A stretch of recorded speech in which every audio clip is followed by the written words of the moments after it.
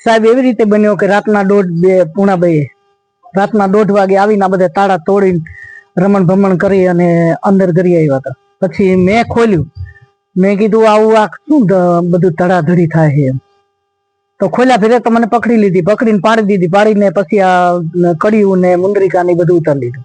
અને પછી ચાવી માગી તો ચાવી સામે ટીંગાતી હતી, એને લઈ લીધી. પછી કબાટ બબાટ બધું ખોલી અને કઈક માતાજીના દાગીના હતા, કઈક રોકડ રૂપિયા હતા, એ ઉપર કબાટમાંથી નીકળ્યા, ઉપર માળિયામાં 70-80 હજાર હતા, એ બધું લઈ ગયા. પછી પેટી તોડી નાખી માતાજીની. પછી મારી એક બચત પેટી હતી, એ પડી જો સામે, એક લાકડાની ઓલો લોખંડની, એમાં મને કોઈ પગે મૂકે એટલે હું એમાં નાખી દેતી બધું.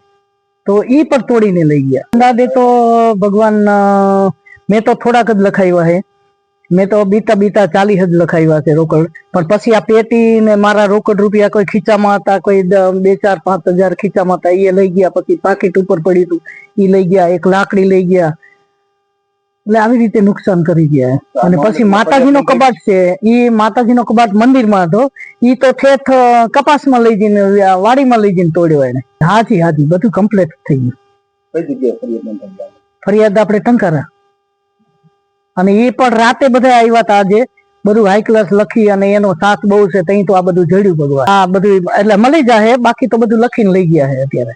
મારું નામ રામચરણદાસ માતાજી.